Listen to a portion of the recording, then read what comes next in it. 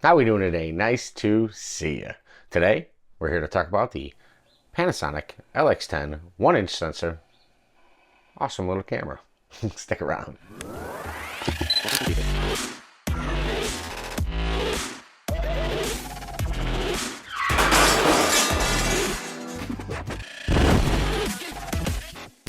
Alright, the Panasonic LX10 1-inch sensor camera. If you've been watching my channel for any amount of time, you know I'm always in the eternal search for a small, pocketable camera that is, excuse me, that is not only feature-packed, good image quality, easy to use, decent zoom range, good optics, basically everything. I want everything. I want everything!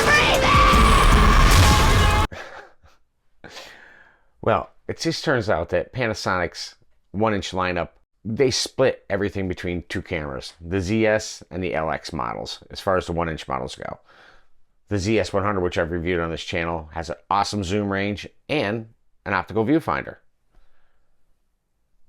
On the LX, you have a 24-70 zoom range, which I guess is an okay zoom range.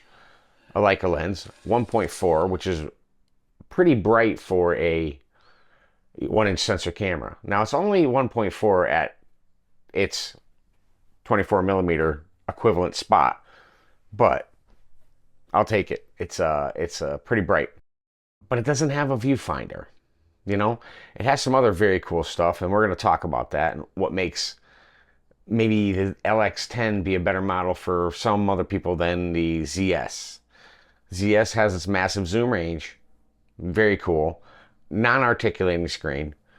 The LX has an articulating screen, which is really nice. You can flip it up. You can see yourself. If you can hold it over your head, take a shot.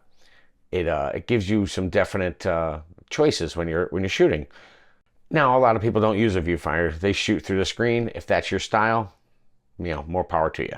I tend to be a viewfinder person. I want to be an LCD screen guy, but I just find it hard. Sometimes in bright sunlight, you can't really see your composition really great. The screen is pretty bright. It's not horrible. It's pretty good. I don't know. Maybe it's me with the screen. I mean, I guess if you're going to shoot on your screen, people do it on their phones all the time. I do it on my phone all the time. When it comes to a camera, though, I feel like I want to look through a viewfinder. That being said, things I absolutely love about this camera, the macro mode on it works amazingly. It focuses in very, very close. Takes a very, very clean image.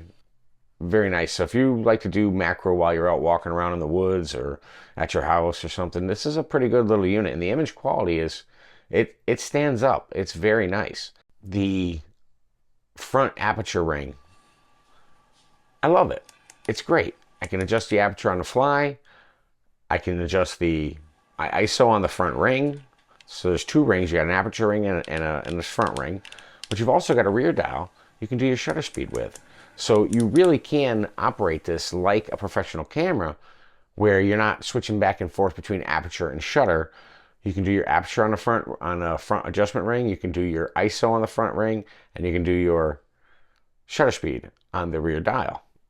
It's the best of both worlds.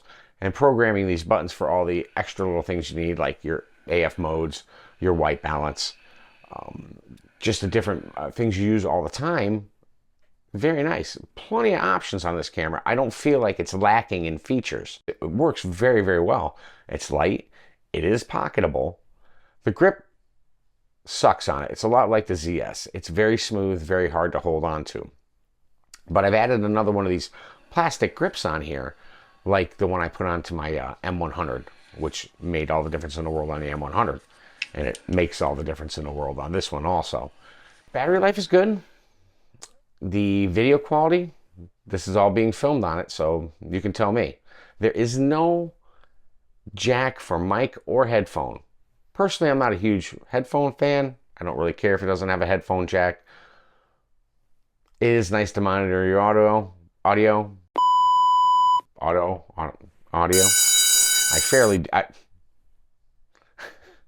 I barely ever do it.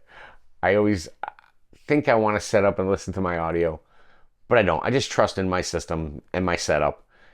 And I got to be honest with you, 99% of the time, My audio is fine.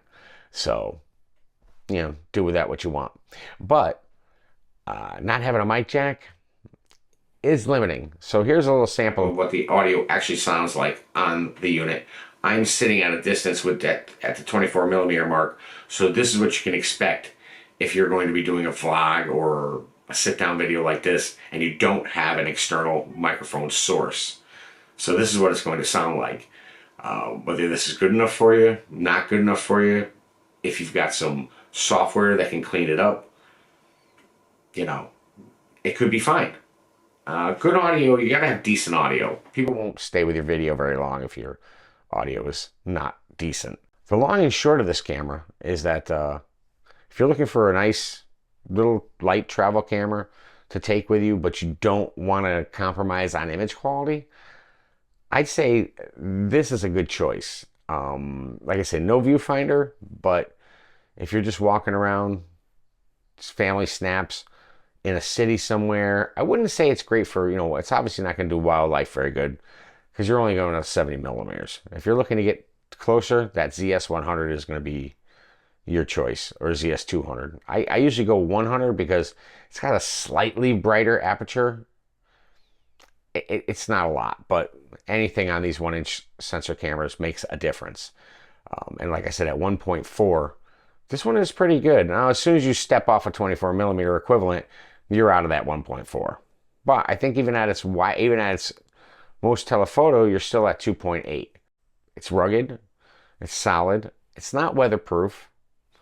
But I mean, I've been out in the rain with it and I haven't had a problem, so I don't suggest it, but you know, the cameras are meant to be used. So if it's going to get a little wet, it's going to get a little wet.